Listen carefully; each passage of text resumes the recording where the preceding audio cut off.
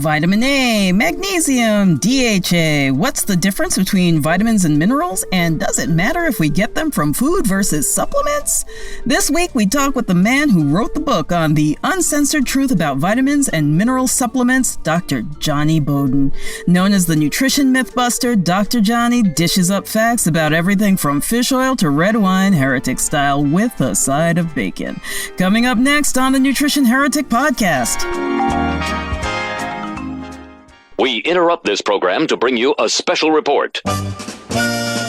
If you're still confused about what to eat and not getting the results you thought you'd get by going organic, go to nutritionheretic.com and download the shit list of 7 health foods to avoid like the plague for free. The shit list details what health food companies want you to believe about the crap they peddle and why the real foods they're meant to replace are far better. Stop letting big health food dump all over you and download the shit list today.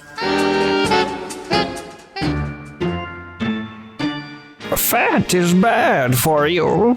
I just pop a pill and I'm fine. Meat is murder. It's time for bad food punishment. It's time for real nourishment. It's time for the Nutrition Heretic. The following program is provided as information only and may not be construed as medical or health advice. It is not intended to diagnose, treat, or cure any disease. No action or inaction should be taken solely on the basis of the information provided here. Please consult with a licensed healthcare professional or doctor on any matter relating to your health and well-being.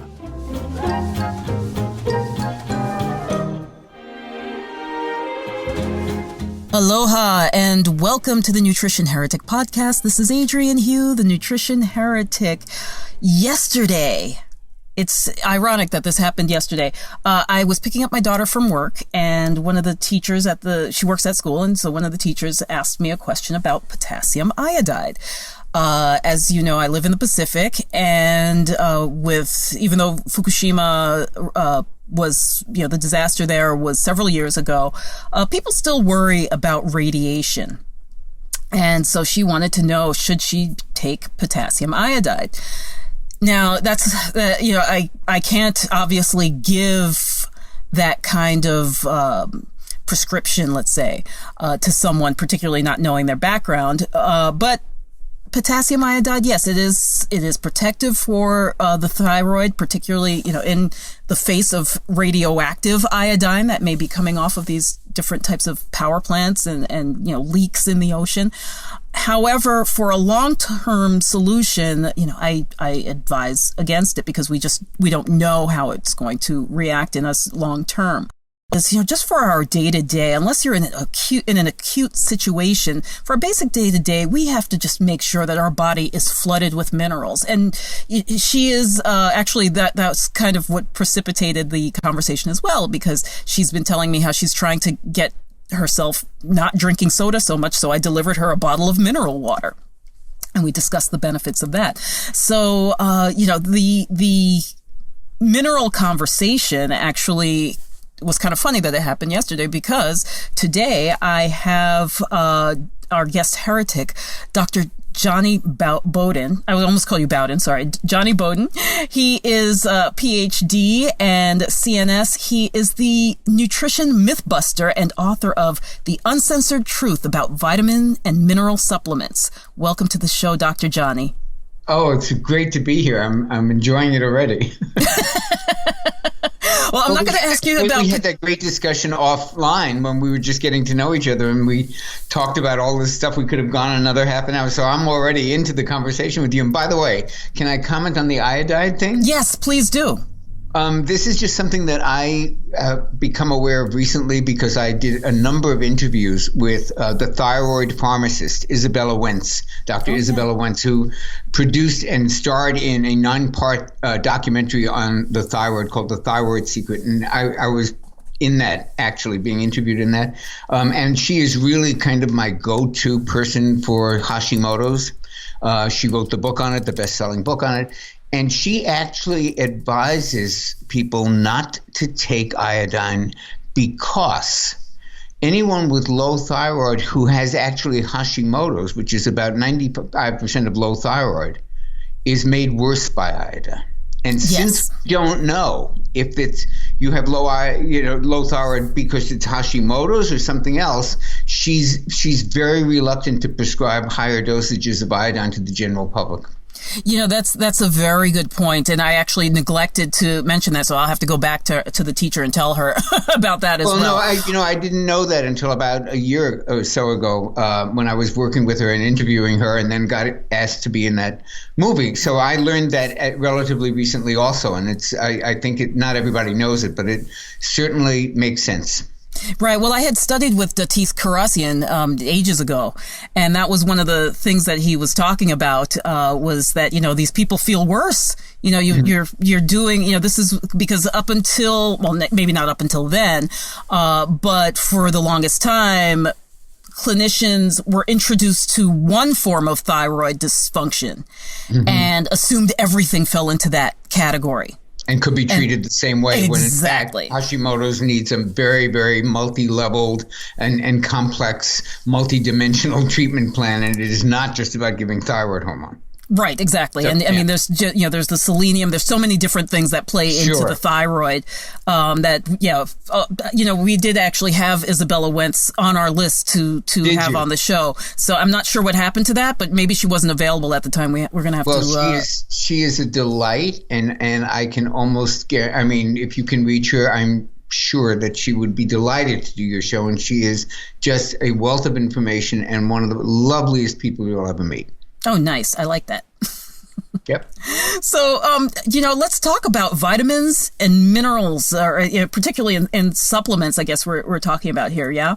So. Yeah. And it's a perfect segue because here we're talking about a supplement, iodine, a form of iodine, and people know that that's healthy, which it is, and the thyroid gland needs it, which it does. But this is a kind of object lesson in how the wrong supplement for the wrong condition can not be such a great thing, and that it's not just throwing stuff at a condition without kind of understanding some of the nuances. So supplements, I'm all for them. I wrote that book on them. If you saw my cabinet over here, you would probably be astonished at the number of supplements and vitamins and minerals and powders and potions and liquids and emulsified things that I have here and that I use on a daily basis. But I still think that they need to be used sensibly and smartly and effectively, and not always in the dosages that, we think they should be used in.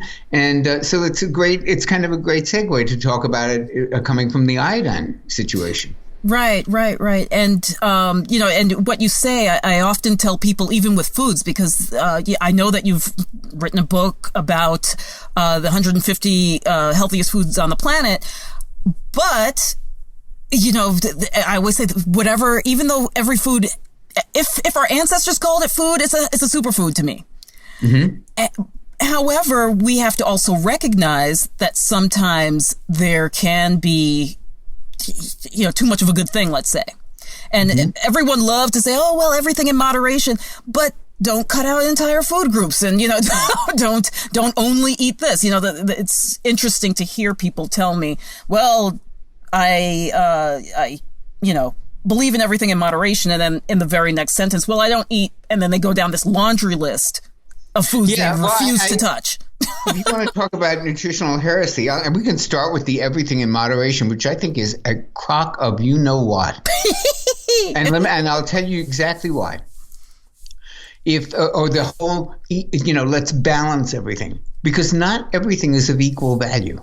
Right. And if I'm a high school basketball coach, I don't want one player from each class. I want the 5 best players. Nice. And it's kind of the same thing with foods. This balanced diet. Why do I have to balance junk carbs with healthy fat? I mean, it's an equal lottery system. I mean, come on. That's exactly it. Yeah. Right. Well, that was the other thing I didn't tell you, is that usually they're reaching for a donut when they're telling us. Oh. Well, you know what I mean. Everything in moderation. No, well, the actual translation is moderation in all things, which is quite different. Well, quite different. And as someone who's been very public about addiction and recovery and all of that other stuff, and has worked with people like myself and like many of us that we all know who have had addictive pasts or histories, it isn't everything in moderation. You can't give a person with a peanut allergy peanuts in moderation. You can't give an alcoholic alcohol in moderation. I don't know where this mantra of everything in moderation came from, but you have to choose very carefully what you give and to whom. And everything in moderation is not a good strategy for everybody. Right. Well, the phrase was coined over 2,000 years ago to begin with. Mm-hmm. So everything that people are including in that everything did not exist. Right. So the Coca-Colas, the Jawbreakers, I don't even know. What do people eat now? Twinkies went out of business. I don't know. But you know what I'm saying. Like a lot of the garbage, I call them the anti-foods. They just didn't exist at the time. So it's a very different world from back then. So anyway, let's get back to vitamins and minerals. How can the layperson understand the difference between the two? Between vitamins and minerals? Yes. What makes them different, and what makes them work differently in the body? What are their, do they have specific functions, let's say, as far as general categories? I don't think that's a helpful way to think of it for the general audience because because here's why the 13 vitamins and macro minerals and the micro minerals, they all do good things. Yes. In different ways. And the classically, what makes one a vitamin, what makes one a mineral is like what makes, for the general audience, do you really care if it's a macro mineral or a mini or a micro mineral? These are different biological, different but almost botanical-like categorizations that just work good for species and for people to identify what makes one and one the other. But I think people should just generally recognize that anything that is an essential vitamin or mineral is going to be essential for the human body to perform at its best, and it's going to be needed. Okay. So whether we're talking about magnesium, which is vitally needed for 300 different biochemical operations, or we're talking about vitamin D, which has a whole other resume of benefits, they're both incredibly, one isn't more important than the other. Exactly. The term vitamin came from the notion of vital amines, compounds that were discovered that without which the human body would not work. So they were vital, and and that's where the vitamin term came from. And of course, the minerals have always been around, but we need them for just a myriad of different functions. So the whole set of them together are very, very important. I thought you were going to ask me the difference between supplements and vitamins and minerals. Well, that's coming down the pike. Okay. But the reason why I ask is because when I studied nutrition, one of my textbooks was a dietetics textbook, and probably the one that 90% of all dietitians use when they get their RD, and they kind of it was just a very interesting way that they put it to like one being more that, like you said, it does, they make it sound as if one has more value. They actually made vitamins in particular, I don't want to say that they didn't have value, but the fat soluble vitamins in particular, they were just like, well, they stay around in the tissue longer. You don't need to get as much of that, that kind of thing. So that's one of the reasons why I let in with that question, because we, as humans, we love to have this totem pole of, well, this is going to be more important, or like we talked about superfoods. This food is like, chia seeds. That's going to solve all of my problems. Yeah, it's probably not the best way to think about it. But exactly. And that's one of the reasons why I thought I'd put that to you. So actually, before I had another question on deck, but let's go right back to what you said, the difference between supplements, and naturally occurring vitamins and minerals.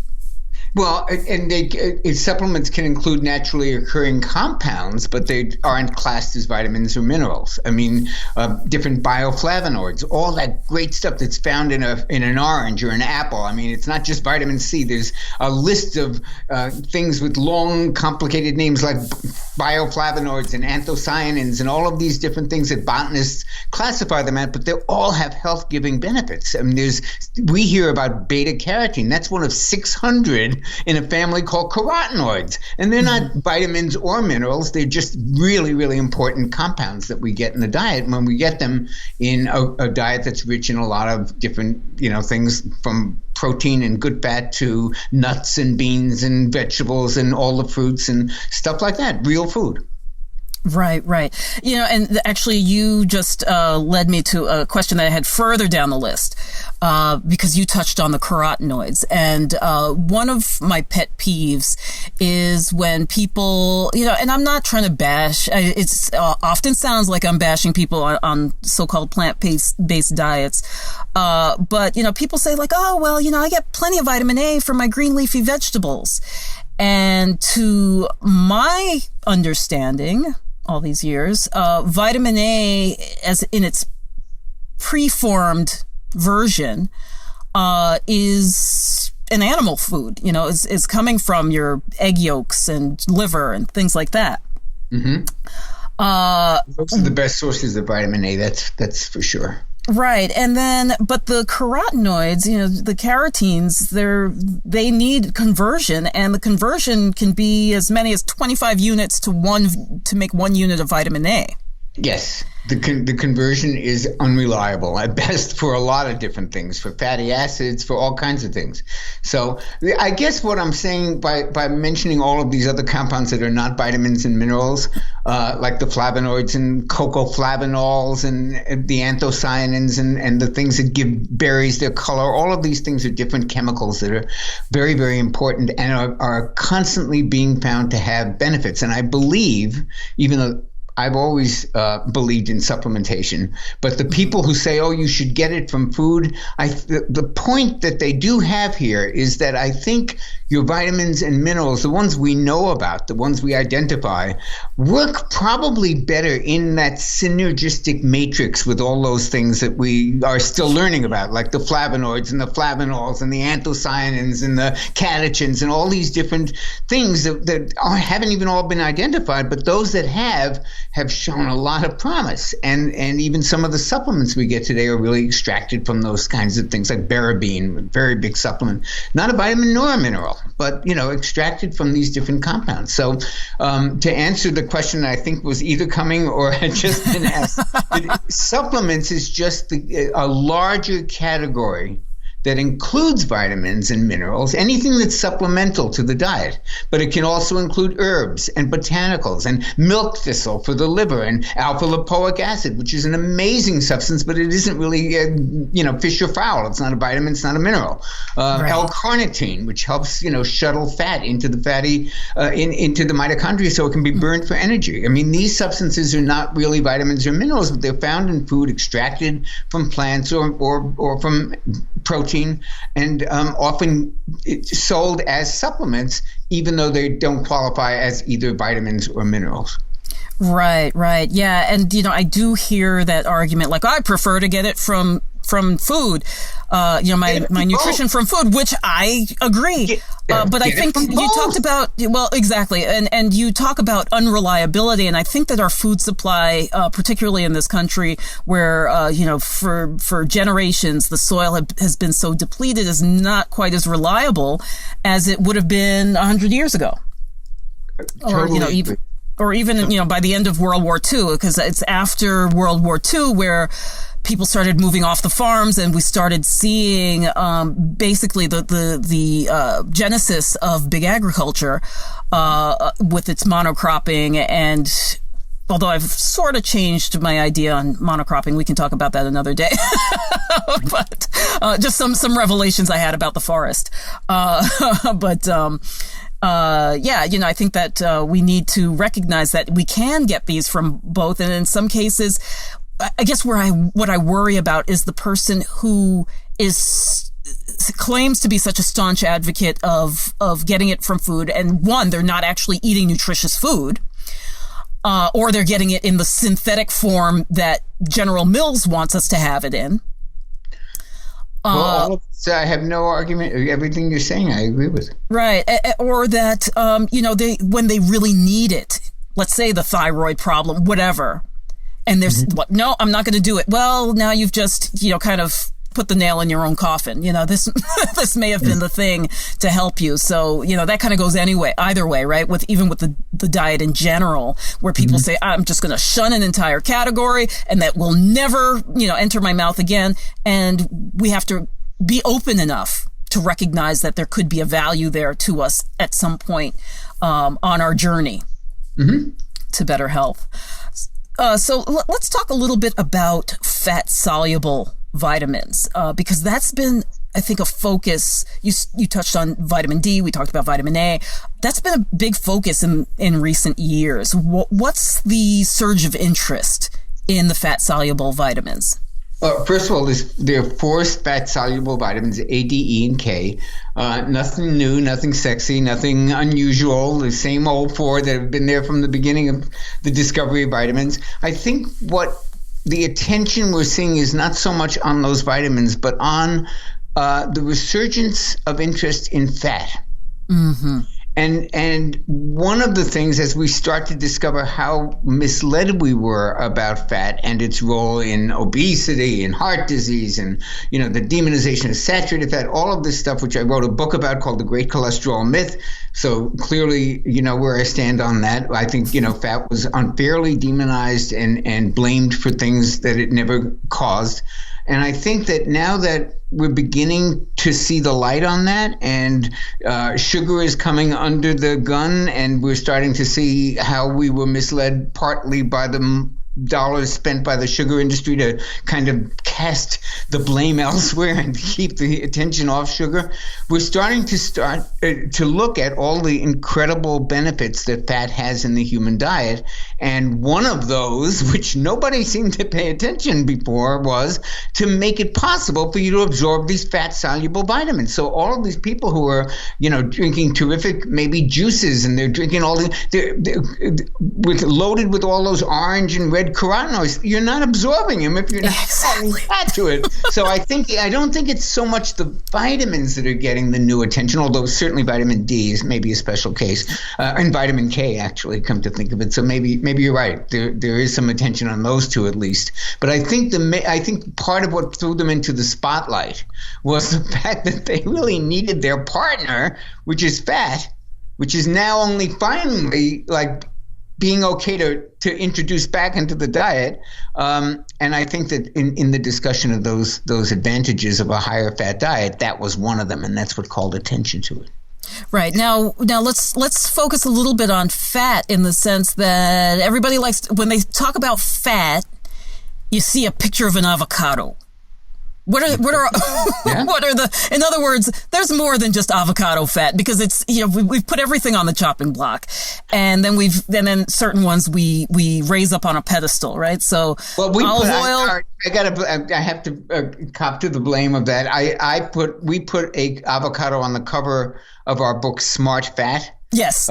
Dr. Stephen Masley and I wrote, and the avocado was the poster child. I think probably because it's the least controversial fat. It's like, okay, the anti-fat people, they'll admit that avocados are great, monounsaturated fat and all that stuff, and the high-fat people love it. And so it's kind of one of the only places we can agree. So, without it being too controversial, an avocado kind of, holds it together. Yeah, well, I would, of course, if it were my book, I would have a picture of beef suet or something on the front. But I mean, certainly there could have been other ones, coconuts. Right, but yeah, and that's kind of what I was getting at, that there are other fats that are important, and many of these fats, let's say beef fat or pork fat, are high in these very fat soluble vitamins that we're talking about. Yes, they are. The more yellow the beef fat, right? The more vitamin A. Pork fat from pastured pigs is very high in vitamin D. All true. 100% true. So wild salmon. Yes. Like that great stuff from Vital Choice that comes from Alaska that they ship to your door. I love that. I love that stuff. I had Randy on the show. Oh, that great. fish. I've introduced so many people to that fish, and they're like, they just can't get enough.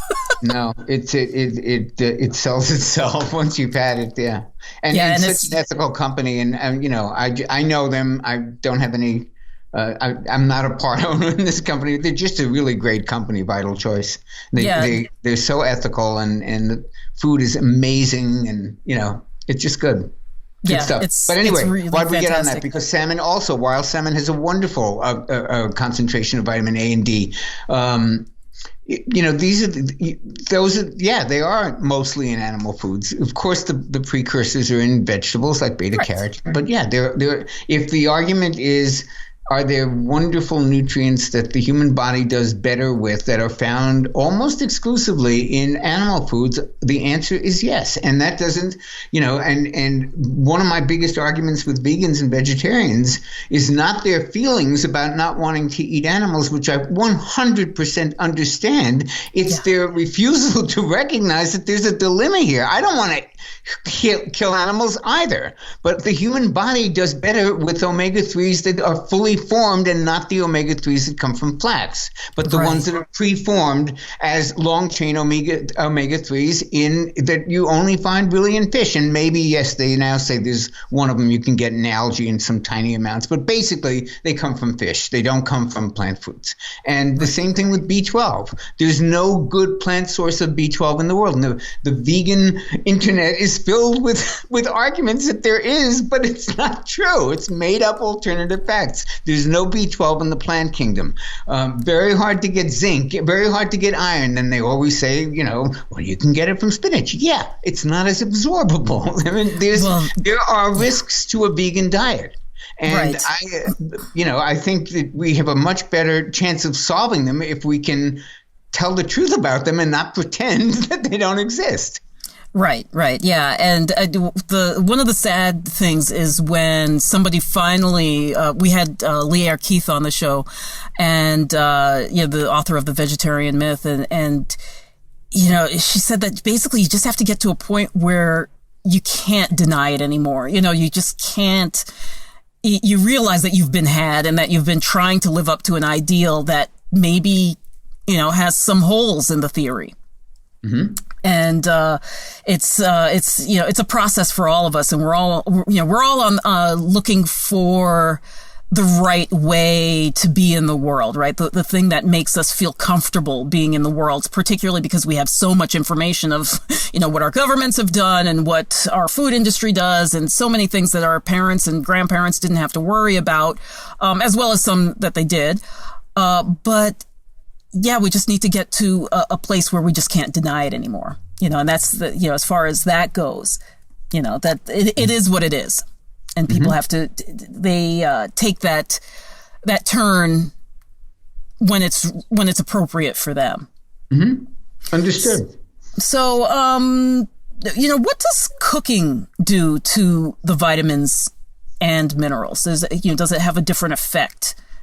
Well, it actually depends. Like people ask that about raw foods versus cooked or steamed. Exactly. Some foods that have very tough cell walls don't really give up their nutritional goodies unless you steam them or cook them a little bit. And so some of those are less, and nobody's really ever measured this and done, clinical trials with two matched groups to see whether that you get a little bit more of a certain vitamin from cooked broccoli than you do from, these are kind of inferential from what we know when they analyze the water and such. But it appears that some of them do actually need a little bit of softening of the cell walls through cooking or steaming before they're as nutritious, and others are terrific eaten raw. Tomatoes seem to be better cooked. They have a lot of studies associating cooked tomatoes with good health outcomes.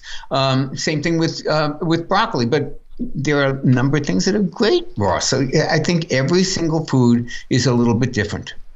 Right. And, going back to the everything in moderation, that's kind of where I stand, as far as that theory is, I'm going to have a cooked vegetable at dinner and maybe a raw vegetable at lunch, or vice versa. In other words, it's trying to throw it all into one camp and saying, oh, only raw. That's the only thing that's going to, give me all the, because look at all the nutrients that's in raw vegetable. Well, if I can't get it out the cell wall, I'm going to have some problems. I do think, though, that if you take the the helicopter view of nutrition in America and where we are with this, that the things we're discussing is a raw food diet better than a paleo, or do we need it to be completely vegan, or can we eat a pastured pig?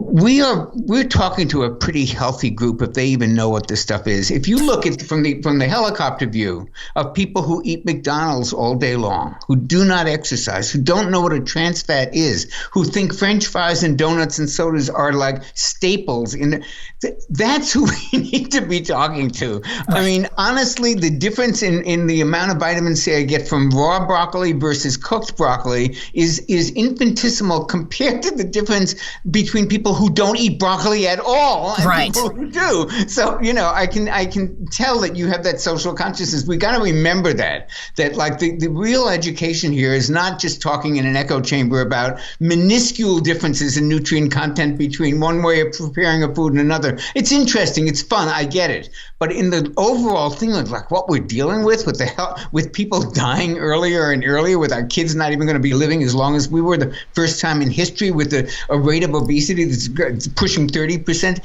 believe me, that's the information we need to get out there. Right. Well, believe it or not, I have a number of listeners who are still they're just coming to terms with their whatever their vices are, let's call them. This is part of the over information that I'm trying to clear up for them, because a lot of them, the knee jerk reaction is, I eat a junk food diet, I got to go vegan or a vegetarian. No, you know what? I have such a simple solution. I mean, it's like my mantra for if I had to leave a legacy of one piece of health information, it would be eat from the Jonny Bowden 4 food groups. Food you could hunt, fish, gather, or pluck. End of story. Right. And you can mix and match any way you want. You can eat it raw or cooked or I don't care how you eat it. But if it comes from food that you could have hunted or fished or gathered from the ground or plucked from a tree, it's okay.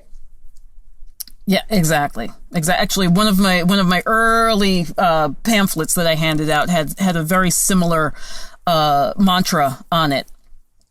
So how do you suggest people go about making sure that, because everybody's worried that they're not going to get enough nutrients, they're not going to get enough, of this vitamin, or too much sodium, whatever, there's once people get down this road, they become very obsessive, right? And they become, like I said before, they become educated to the point that they get paralyzed. How do you suggest people don't get so invested that they're saying? I think I know what you're saying, and I'm going to take a slightly left turn on that question. Okay. It's my experience that people start out obsessive and then they apply it to whatever they happen to be interested in. So I don't think that this nutrition information is making people obsessive. I think that if someone has a kind of obsessive personality and tends to approach things that way, we see them in nutrition. But I can tell you, as a dog lover, I've seen them in the dog world and in the dog rescue world. When it can be in 100 different venues. When people have that kind of, they apply it to whatever they're interested in. So there's nothing inherent about nutrition that has to make people, nuts about stuff.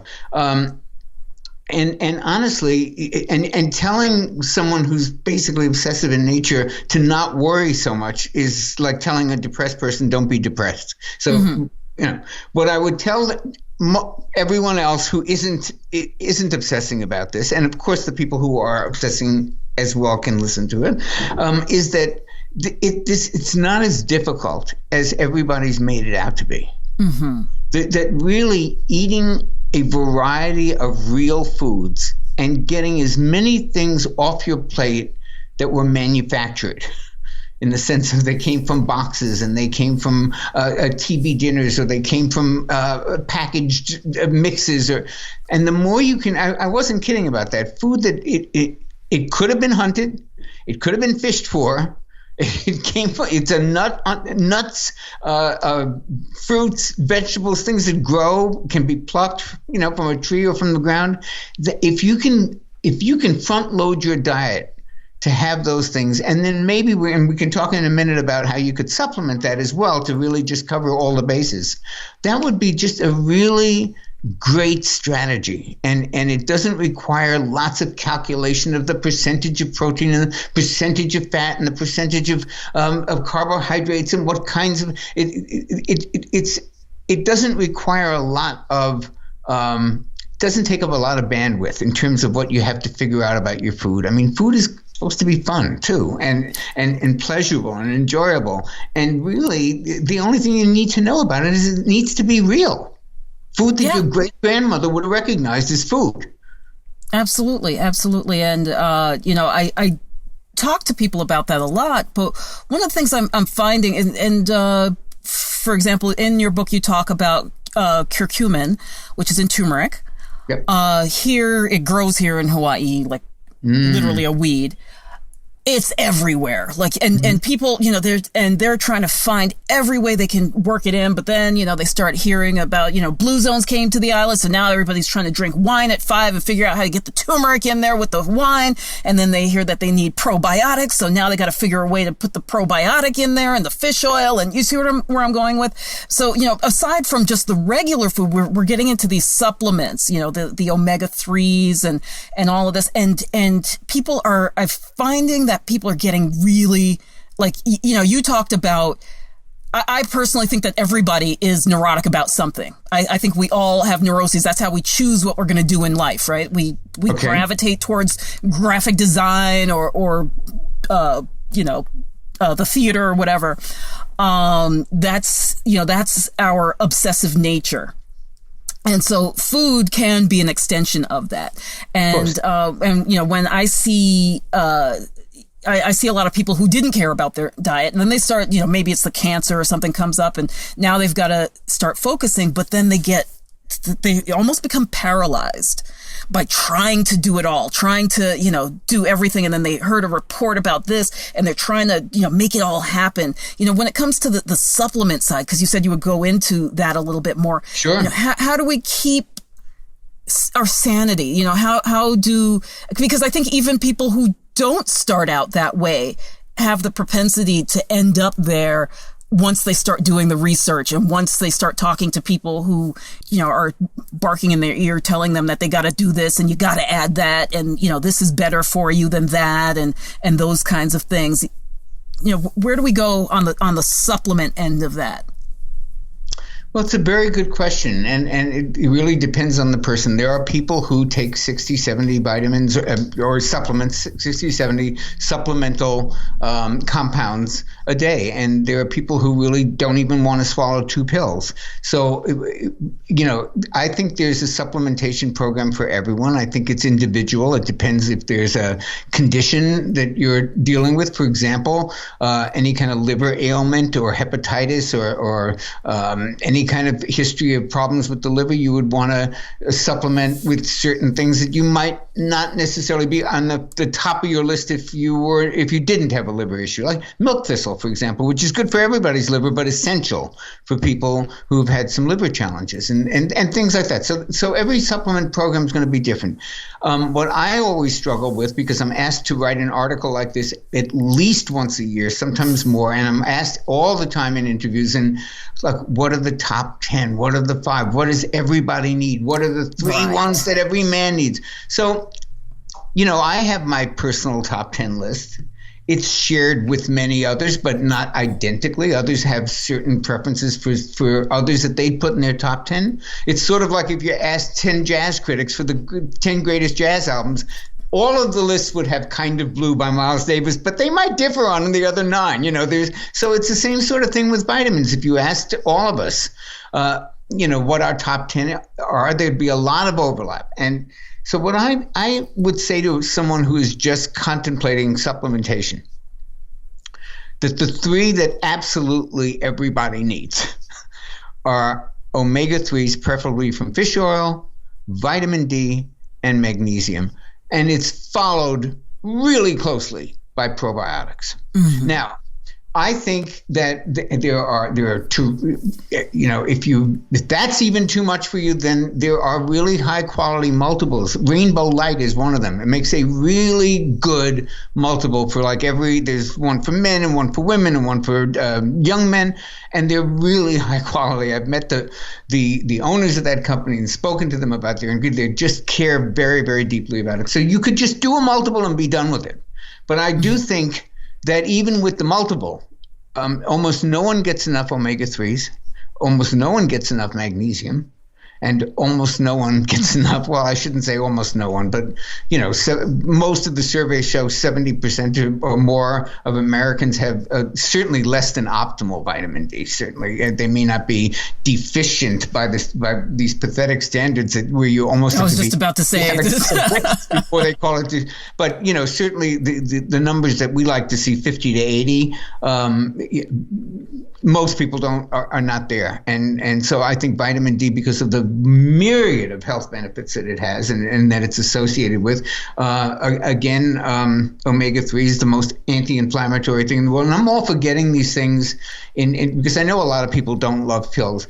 There are other forms. Vitamin D is a tiny little pill. Anybody can swallow it. It's like a Tic Tac. But for example, fish oil is a challenge for a lot of people. Barleans makes something called a swirl, which is have you ever tasted them? They're amazing. They're very. Oh, you should get them to send you some, or they win product of the year every year. But they're really? Basically, it's fish oil suspended in a kind of a fruity kind of compote that actually is just as absorbable as if you drank the oil, and it's really not. I'm not going to tell anybody that it's Ben and Jerry's, but it's really not. It's not bad at all. It's very tasty. You can even kids love it. It's just very, very doable way to get that, and even magnesium can be drank. And there's one of my favorite products on the market. It's called Natural Calm, and it's a drinkable magnesium. And I take it on the road with me. It's great for muscle cramps. It's great for relaxation. Magnesium, I mentioned it earlier. 300 different biochemical reactions in the body require magnesium, and it lowers blood pressure, or it helps to lower blood pressure. It helps to relax the brain and the body, which is why blood pressure tends to go down, and it helps to moderate blood sugar. So it's just nobody, and 70% of people don't get even the paltry RDA, which is 400 milligrams a day. I think it should be more. So I drink that stuff, and that's an easy way without even having to swallow pills, is to have a Natural Calm drink. And then there are specialty supplements that and some of them are very exciting, actually. But again, don't even listen to this. If you're just starting, just get the fish oil and the magnesium and the vitamin D. And I do have to add probiotics to that. I think it's a really important, the research on the microbiome, which is, of course, as you know, and maybe many of your listeners know, is the entire ecology of microbes that lives in your gut and on your skin, but primarily in your gut, which is what we're concerned about. And when that microbiome is not healthy, when the bad guys start to outnumber the good guys, it's like the weeds growing in your garden and they outnumber the roses, and all of a sudden you got this ugly garden. But when you have an ugly microbiome that's overrun by the bad guys, there's a lot of health consequences to that, and it's been associated with conditions we wouldn't have ever even dreamed of. There's an association between the microbiome and schizophrenia, between the microbiome and depression, between the microbiome and obesity. It's just a very, very exploding area of research, and probiotics are the good guys. So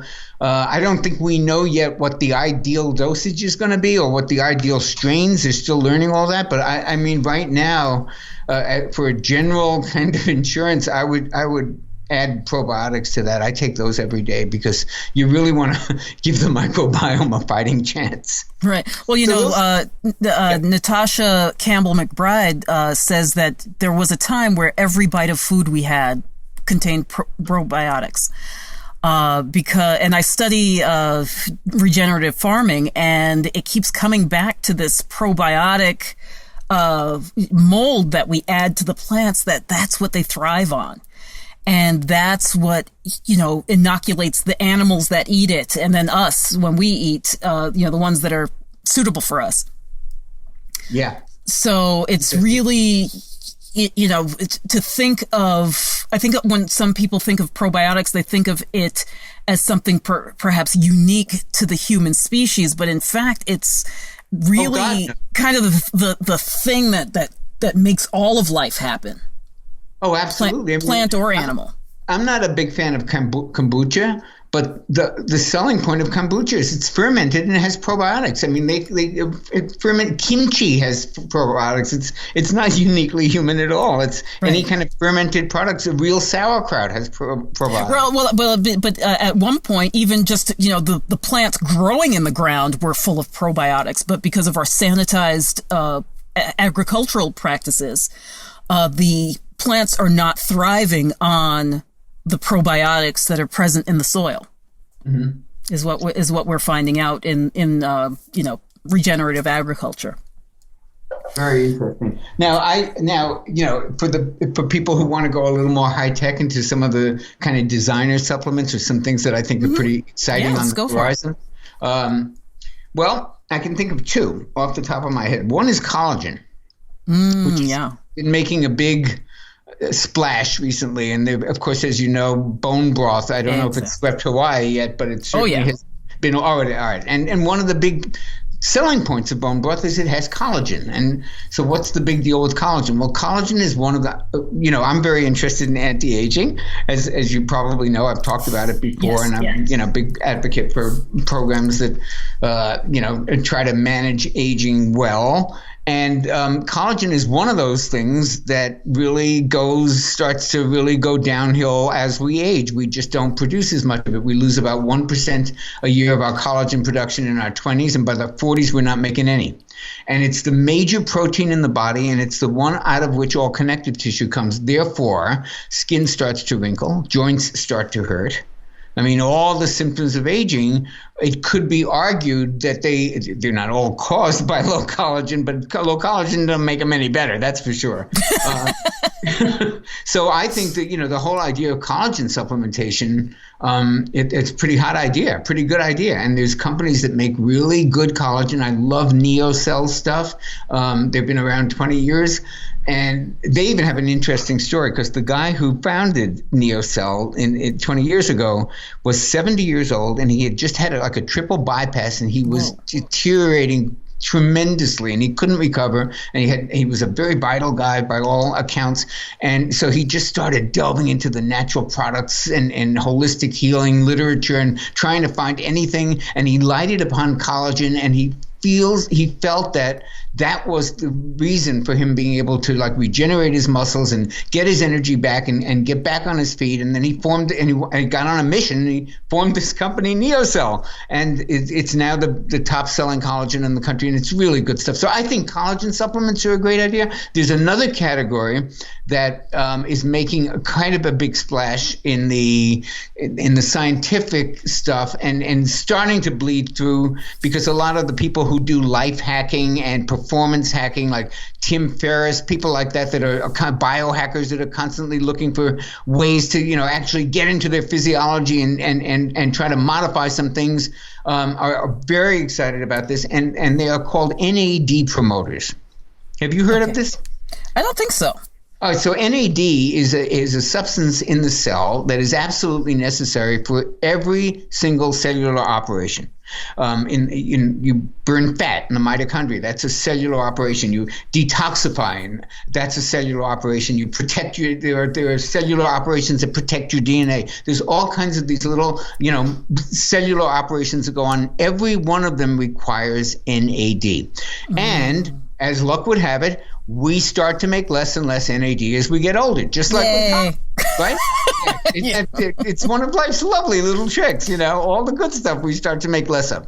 So, what happens when there's less NAD in the cell, it doesn't operate as efficiently or as cleanly, and it can't do all the things it does. It's like putting a company on a budget. Now it's only going to do the essential things, and it's sort of starting to wilter around the edges, and eventually cells die. So how to get more NAD into the cell has been kind of the holy grail in a certain field of anti-aging medicine. And you might ask, but why don't we just take NAD supplements? And the answer is they don't work. They just don't. They just, sometimes some supplements, they don't survive digestion. I mean, they have tried NAD supplements. I used to try them back in the early 2000s. Not effective. They just don't raise NAD stores. They don't by the time they get into the body. So it's always been a question of how do we do a biohack that will make the body make more of this magic substance without which, we don't function very well. And, which is definitely, we believe, associated with a certain aspect of anti-aging, because if you can keep your cells youthful, that's a big part of staying youthful. So 10 years ago, a biochemist named Charles Brenner discovered a form of vitamin B3, not niacin, not nicotinamide, not acid, but it's called nicotinamide riboside, or NR. Right. And one of the things that this little guy does is it boosts NAD stores in the cell. Okay. So and these NAD promoters have been on the cover of Life Extension magazine. They call it Niagen. That's the kind of the trade name for this nicotinamide riboside. You don't get it in multiples. It's a very special form of vitamin B3 that was isolated from milk, but you don't get enough in milk to do this. And they now sell that as a supplement. It's called True Niagen, TRU Niagen, and that is one of the things I take every single day. Now, again, not putting this down as like the top 3 things that everybody, because if people are deficient in omega-3s and magnesium and vitamin D and probiotics, those things are going to, that's the immediate, that's the triad. That's what we got to cover first. But, for people who like to tinker with their physiology and look for a little bit of edge in I hate to call it anti-aging, I like to call it age management. And things like collagen, things like then collagen supplements and True Niagen, I think those things, they're definitely a part of my anti-aging routine. I can tell you that. Right. And may I ask, how old are you at this point? I am 71. Wow. That's awesome. Yeah. Actually, 71 doesn't seem that old anymore. As I get closer. Yeah, and I mean, I if I had any mission, it's to help people realize that 71 doesn't have to be what you think 71 is. Well, that's and just that it. You can insert your own age in there. I mean, the point is, aging doesn't have to look like our parents' generation looked. Exactly, and that's that has been in the back of my mind for decades now. Just why does one guy look like you and another guy at like 50 look like Archie Bunker? Like why? Well, yeah, no, and it's lots of things. People like to say it's genes, but genes accounts for maybe 20% of the variance, and it's genetics. They load the gun, but everything we do pulls the trigger. Certainly, the way we eat, the way we live, our relationships, hormones. I am a big, unashamed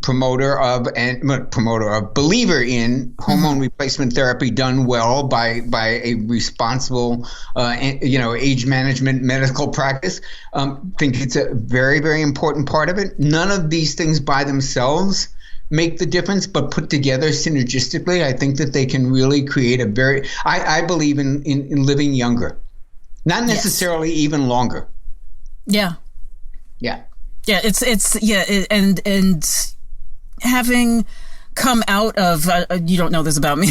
I used to, long time ago, worked in pharmaceutical, and they would always talk about quality of life, because the drugs I was supposed to be promoting were, for arthritis and migraines, and it was always about quality of life. And while science loves to pat itself on the back, we're keeping people alive longer, many of these people are in rehab centers and old folks homes, where That's not they're what we want. they're not having equality. No, and nobody wants that extra 5 years if you're going to be in an oxygen tent and assisted living. Exactly. We want the health span to be in a semi-vegetative state, right? Right. We want the health span to be longer. That's my mission. The health span, not the lifespan. Right. That I can't argue with that at all. Right. One misconception I would like you to clear up for people, because I want it from the horse's mouth, Okay. so to speak. The proverbial horse. Yes, right. exactly. The talking horse. Mr. Ed. Sodium. Yeah. What are the misconceptions about sodium? One of the things here on the island I find invariably is a problem. Any restaurant that wants to consider itself even moderately looking out for your health, blue zones, whatever, completely flavorless because they refuse to use salt. Or at least enough to make the food enjoyable. As Sir Perel says, where shall we begin? Yeah, exactly. A couple of misconceptions about salt for the general audience. Number one, salt got a bad rap because everybody believed it raised blood pressure. But just as we all thought fat increased heart disease and turned out to be wrong about that, the truth is a little bit more complex. We now know that there is a genetic predisposition to what's called salt sensitivity. Not everybody is salt sensitive. If you're not salt sensitive, salt has a much less effect on your blood pressure than if you are salt sensitive. Makes sense, right? The problem is that since we don't really know who is and who isn't, the health organizations that kind of dictate this stuff stay on the safe side and tell everybody to be low in salt. The problem is that sodium is an important electrolyte. We need it. It has a lot of benefits. And not everybody has to go as low as, the media is making it seem. In fact, even the anti-salt people think there's a cutoff at like 2,300 milligrams a day. It doesn't have to go down to 1,500, which is, as you said, utterly and completely tasteless. So know that not everybody's the same when it comes to the reaction to salt. That's the first thing. The second thing to know is that salt or sodium, not salt. Salt is sodium and chloride, but there is sodium in salt. Sodium has a synergistic relationship with potassium. And they literally are in this dance together, and where they have to maintain this balance. And many of us believe that much of what has been blamed on sodium is really a horrible imbalance between sodium and potassium. So it's not so much that we're getting so much sodium, it's that we're getting zero potassium. Mm-hmm. And if we bring those two in balance, I believe some of the issues with so-called higher sodium would kind of disappear, because I believe that higher sodium is only a problem when there's not enough potassium to balance it. So that would be one thing I'd be aware of. Just everyone's concentrating on taking in less sodium. Concentrate on taking in more potassium. Nice. Yeah, that was actually what I was aiming for when I asked the question, because I really wanted people to understand that there is this synergistic relationship.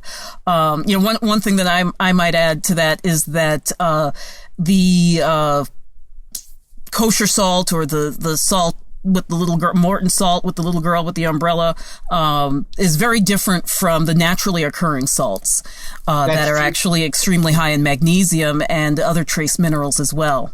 So, not all salt is created equal. Right. And that when we, kind of keep that in mind, it's more about what we've done to food and what we've done to our minerals and our salt than it is those particular foods and for what they are. Sure. So with that, I'm going to let you go, because I know that you've got things to do, and I've certainly got some things here.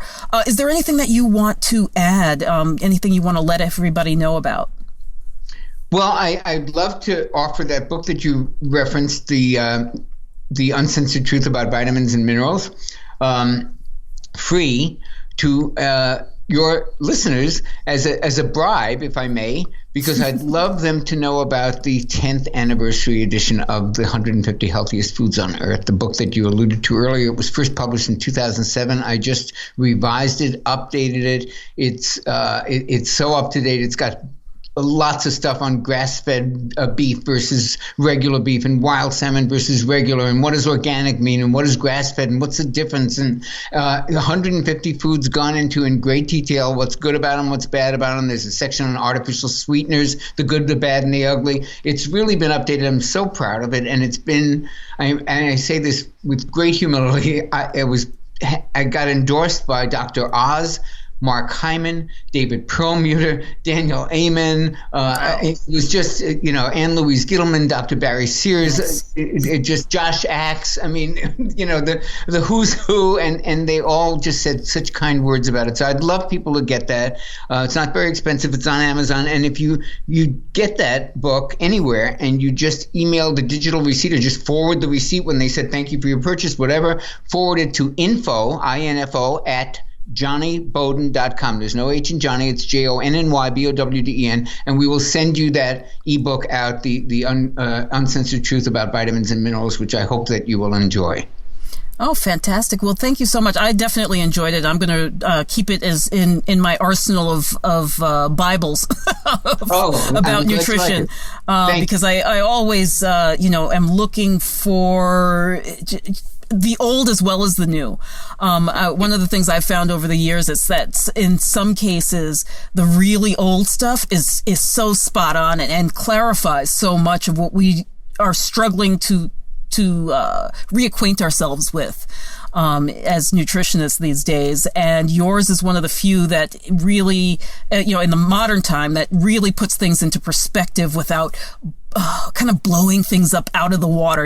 There's certain, we kind of talked about this before, where there's certain people or products coming out or books and so on where like everything is all good or all bad. But I like the fact that you use a little bit of anecdotal evidence, but as well as the hardcore science, but you're not trying to turn everything into such a miracle that people have to stop thinking for themselves. Well, I think that's the biggest challenge in nutrition is to get people to think for themselves. And it's hard because, we are overwhelmed with information. My friend Ashley Koff calls it infobesity. And, we need, I love it. Brilliant, right? And we need shortcuts to understand things. So we need these sound bites and memes. And unfortunately, unfortunately, no subject is that easily put into 3 or 4 bullet points. So people want to know, is this food good or is it bad? And the answer is more complex than that. Is it good for you? And is it good for what? Exactly. So those things have to be looked at, and that's why I keep coming back to, if it starts to feel overwhelming, just remember, if it's food that could have been hunted, fished, gathered, or plucked, it's probably good for you. All right. And with that, we're out. Thank you so much, Dr. Jonny. Again, that's JonnyBowden.com, JonnyBowden.com. Thanks, guys, and we'll see you next time. The Nutrition Heretic Podcast is a production of Savor the Journey, LLC. Our audio editor is Nicola Popovich. Our podcast manager is Crystal McLean, and our operations manager is Michelle Med. I'm your host, Adrian Hugh, the Nutrition Heretic. You can find us at the new and improved nutritionheretic.com, where you can download the Nutrition Heretic's free shit list of 7 health foods to avoid like the plague. You can also listen to previous episodes at nutritionheretic.com/podcast. Be sure to like us on social media for updates. Our Facebook page is facebook.com/nutritionheretic and on Twitter @NutriHeretic. Contact us with show ideas, questions, or if you want to be a guest. And don't forget to rate our podcast on iTunes and Stitcher.